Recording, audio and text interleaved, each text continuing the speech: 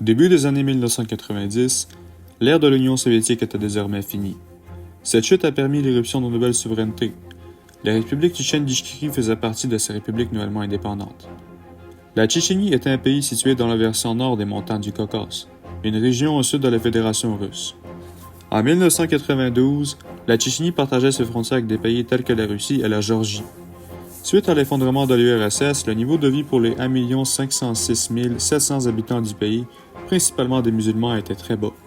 C'était ainsi principalement à cause du gouvernement du pays.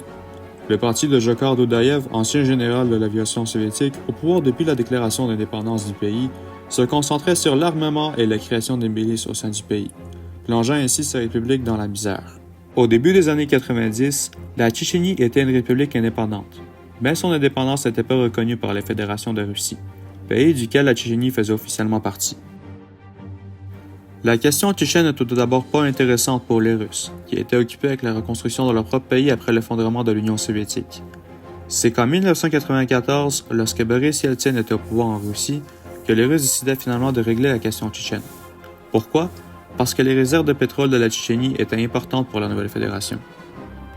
Les Russes commencèrent d'abord par envoyer du soutien à la position du gouvernement de Doudaïev, en or et en argent. Le fédéral instaura aussi un blocus de la Tchétchénie. Rien ne sortait de la République et rien ne rentrait dans la République, à part le soutien pour l'opposition pro-russe. On pouvait maintenant appeler cette opposition « soldats russes enrôlés ». Mais cette opposition vit une défaite désastreuse, et c'est à ce moment que le gouvernement russe envoya un ultimatum à la Tchétchénie. Cet ultimatum fut rejeté et la Fédération russe envoya ses troupes en Tchétchénie, dans le but de restaurer l'ordre constitutionnel en Tchétchénie. C'était le début de la première guerre de Tchétchénie. Avant d'envoyer ses troupes sur le sol tchétchène, la Russie bombarda la capitale tchétchène de Grozny, afin d'affaiblir les forts tchétchènes. Ces bombardements débutaient le 22 décembre 1994, à 5 heures du matin, et détruisèrent la quasi-totalité des forces aériennes de l'Ichkérie. Plusieurs milliers de civils sortent de ces bombardements morts ou blessés. Au début du mois de décembre 1994, le ministre russe de la Défense, le général Pavel Gratchov, se vanta de pouvoir s'emparer de Grozny en 2 heures avec un seul régiment aéroporté.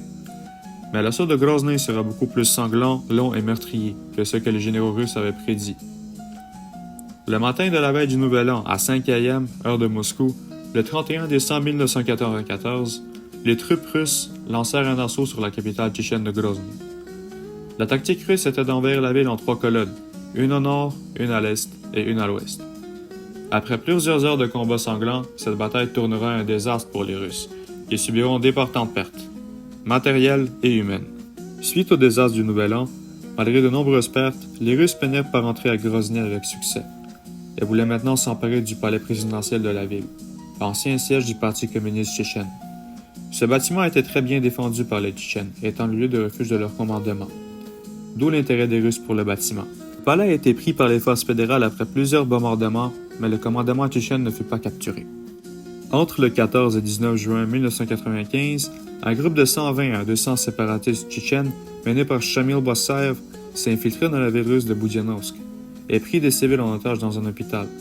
Cet événement a mené à un cessez-le-feu temporaire. Après avoir accompli leur but de pousser les Russes à un cessez-le-feu, les Tchétchènes reviendront en Tchétchénie. Avoir également forcé les Russes à leur fournir un transport. Au moins 105 otages sont tués lors de l'infiltration tchétchène. Au total, près de 150 personnes sont mortes, 400 sont blessées, puisque les Tchétchènes ont également visé d'autres bâtiments de la ville, tels que le poste de police et la mairie.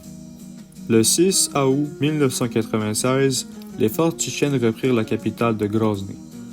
Cet événement mènera à un autre cessez-le-feu et le retrait des Russes qui subirent d'importantes pertes. Cette victoire tchétchène mènera à la fin de la première guerre de Tchétchénie le 31 août de la même année, avec la défaite de la Russie.